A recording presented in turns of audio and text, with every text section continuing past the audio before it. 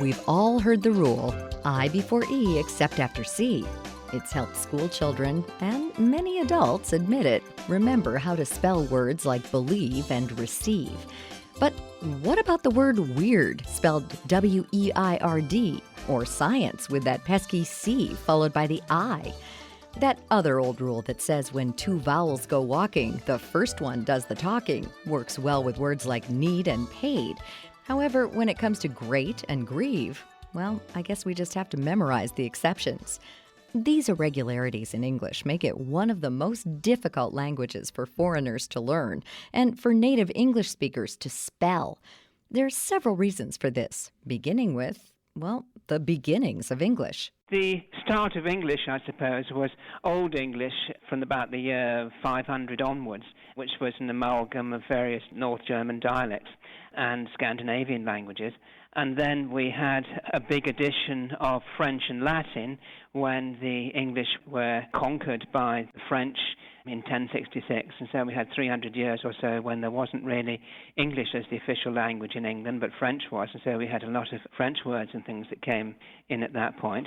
Since that time, we had a big influx, I suppose, of words from the countries that people were associated with as English people traveled around the world, so they picked up words from different countries. That's Vivian Cook, Professor Emeritus of Applied Linguistics at Newcastle University in England, and author of the book Accommodating Broccoli in the Cemetery, or Why Can't Anybody Spell? Early conquerors managed to inject their favorite spellings into words, along with the tradespeople who were in charge of printing books. In the early days of printing, there weren't any English printers, and so they had to be brought from the Netherlands. They tended to spell words with GH, and so they tended to change the English spelling of ghost, which was G-O-S-T, into the spelling G-H-O-S-T, and so we got a small group of words like ghost and ghastly and aghast, I suppose, where the H, in fact, comes from Dutch. The church also had a hand in complicating English. Neil MacLeod Waldman is a member of the Simplified Spelling Society, the American Literacy Council, and author of Spelling Dearest, the down and dirty, nitty-gritty history of English spelling. He says that Latin provided some of the words that just give us fits. In the 16th century, lots of Latin words come in because Latin was battling with English as the language of learning. Lots of English words were changed to Latin spellings. So, for instance, phlegm used to be spelled F-L-E-M-E, and subtle used to be spelled S-U-T-I-L. Rhyme used to be R-Y-M-E. So there was a lot of Latin influence. Having a language that's a veritable melting pot of other languages and dialects is a double-edged sword. Waldman says that on the one hand, it makes English rich. On the other, it makes it maddening. We just accept all these words from every different country and we don't change the spelling, so we end up with silent letters from them. No, for instance, would have come in from Old English where we would have pronounced it, cano, something like that. And we get silent letters in night, the GH there. That sound is a guttural sound from Old English where they would say nicht. So they come from the way we used to sound it or from other languages, and we just have never sorted it out. 1,400 years of spelling history, we've never had any rules for new words coming into English or created in English. Cook says that when we get words into our language these days, we try very hard to stuff them into the mold of English without regard for any rules at all. When the word comes into the language, we do change it in various ways that people wouldn't necessarily recognize from the original language. And sometimes we get landed with the spellings that we pronounce in an English way, but they're not particularly English spellings, like, I suppose, sushi and spaghetti and the various other kinds of cuisine. We pronounce them in a fairly straightforward English manner, but we have the strange ending I in sushi, and the GH again in spaghetti, and the I in spaghetti. Is spaghetti a singular or a plural for an English person? Waldman says that in the early 1800s, Noah Webster, of dictionary fame, tried to simplify the language a bit by changing the British spellings of words to make them more American. Noah Webster, he changed words like labour. He changed the O-U-R at the end to O-R. Centre, it used to be C-E-N-T-R-E, it is in Britain, and he changed it to E-R at the end. Offence, changed to S-E at the end instead of C-E. Noah Webster just tweaked it a little bit, but still, basically, it's British spelling with a little bit of tweaking, but it didn't improve things. In the world community, it actually made things worse, because now you have two spelling systems, two of the worst spelling systems in the world, the US spelling system and the British spelling system. So how do we change the language to make it easier to spell and bring up literacy rates? Do we use a more phonetic system? Make words look the way they sound? Cook says that this type of system would create problems rather than solve them. The difficulty with that would be that whose accent would you choose to be consistent about?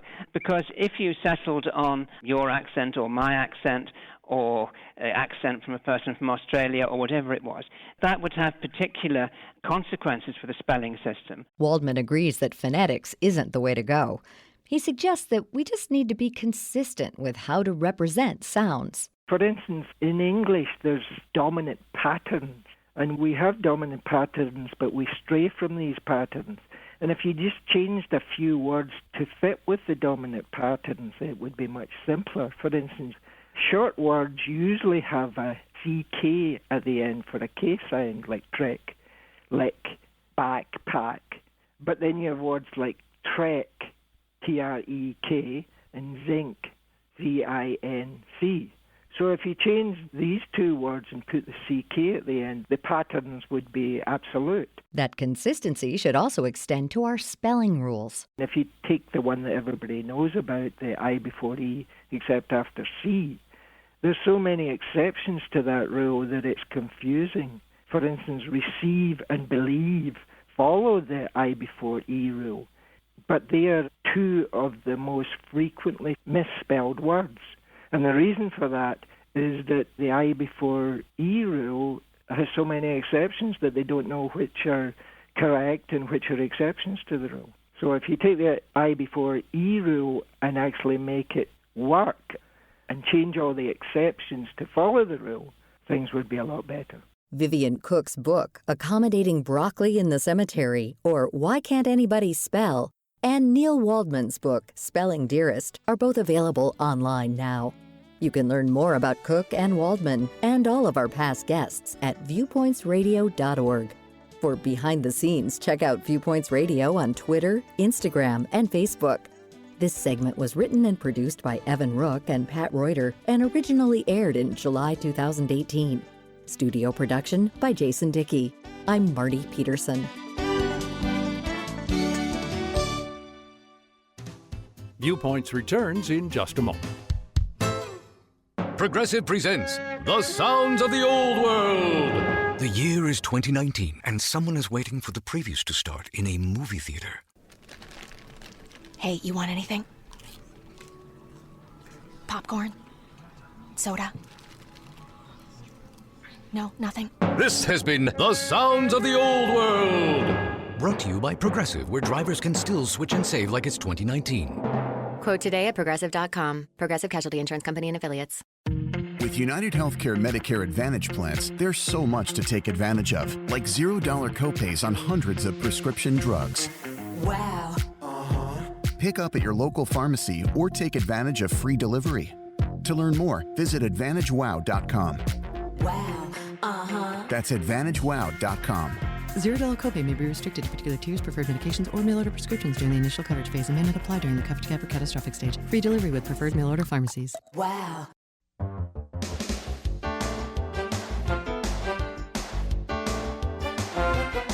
Welcome to Culture Crash, where we examine what's new and old in entertainment. Well, the 2020 Oscars race officially has its first major contender by way of the forthcoming film Nomadland from director Chloe Zhao. The film marks Zhao's third feature film, and it follows her excellent 2017 movie, The Rider. In both The Rider and Nomadland, Zhao populates her films with non-actors. In The Rider, that meant telling the true story of a former rodeo rider, Brady, who suffered brain damage in an accident, by having the inspiration for the film and his family, all previously non-actors, star in the film. It gives the movie an intimacy that I don't think I had ever seen before in a non-documentary film. For her new movie, Nomadland, Zhao centered the film with an Oscar-winning actress in Frances McDormand, who plays Fern, a modern-day nomad who explores America and works various jobs while living out of her van. But she surrounded McDormand with several real-life nomads who give the movie a feeling of true authenticity and sincerity.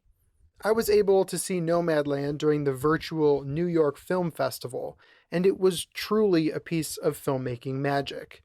Like The Rider before it, Nomadland serves as an often meditative character study on the changing landscape of American culture. Nomadland explores grief and loss, as well as the ongoing ramifications from the 2008 financial crisis. It's virtually impossible to see the movie and not wonder how the next wave of nomads, pushed out of the American economy by COVID-19, may take shape once the virus clears.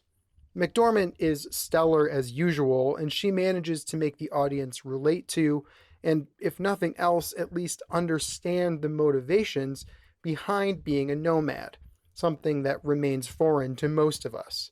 Featuring one of the best acting performances of the year, one of the best upcoming directors currently working, and a topic sure to inspire some introspection, Nomadland is not to be missed when it's released this December. If that feels far away, Zhao's previous films, Songs My Brother Taught Me and The Rider, are both available now on demand. I'm Evan Rook. Geico presents Monster Counseling. Dracula, tell me how you're feeling. No one understands how lonely it is. No one will even let me into their house. I knock and I knock, but they ignore me. Uh-huh.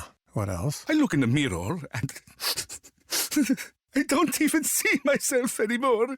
If you don't see yourself clearly, can you really expect others to? I'm having a breakthrough. It's not easy to be a vampire, but with Geico, it's super easy to switch and save hundreds on your car insurance. With United Healthcare Medicare Advantage plans, there's so much to take advantage of. Like $0 copays on preventive dental care. Wow. Plus, the nation's largest Medicare dental network. Wow. It's time to take advantage. To learn more, visit AdvantageWow.com. That's AdvantageWow.com. $0 cost share for in-network preventive dental care. Specified services only. Benefits vary by plan and area. Limitations and exclusions apply. Network size varies by market. Wow. And that's Viewpoints for this week. Viewpoints is a production of MediaTrax Communications. Follow us on Twitter, Facebook, and Instagram to learn more about upcoming shows. And find a library of past programs on Apple Podcasts, Google Play, and Spotify. Plus, you'll always find previous segments and more information about our guests at viewpointsradio.org. Join us again next week for another edition of Viewpoints.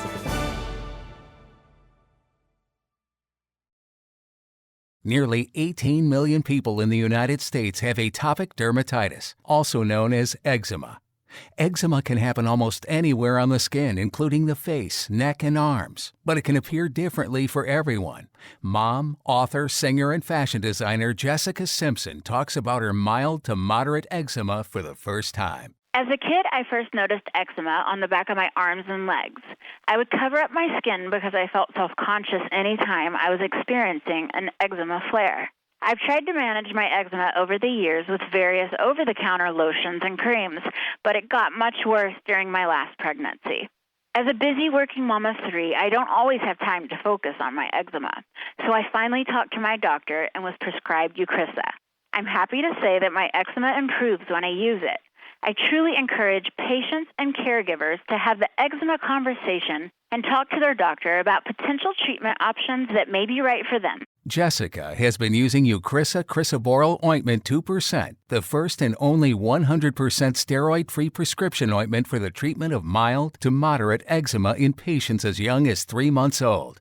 Eucrisa works both at and below the skin surface to treat eczema. The specific way Eucrisa works is not well defined. Prescription Eucrisa is for topical use only in patients 3 months of age and older. Do not use Eucrisa if you are allergic to crisaborole or any of the ingredients in Eucrisa. Allergic reactions may occur at or near the application site. These can be serious and may include hives, itching, swelling, and redness. The most common side effect is application site pain, such as burning or stinging. Eucrisa is for use on skin, topical use only. Do not use Eucrisa in your eyes, mouth, or vagina.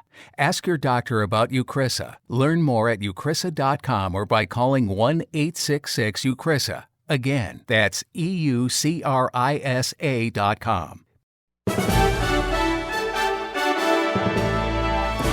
And that's Viewpoints for this week. Viewpoints is a production of MediaTrax Communications. Follow us on Twitter, Facebook, and Instagram to learn more about upcoming shows and find a library of past programs on Apple Podcasts, Google Play, and Spotify. Plus, you'll always find previous segments and more information about our guests at viewpointsradio.org. Join us again next week for another edition of Viewpoints.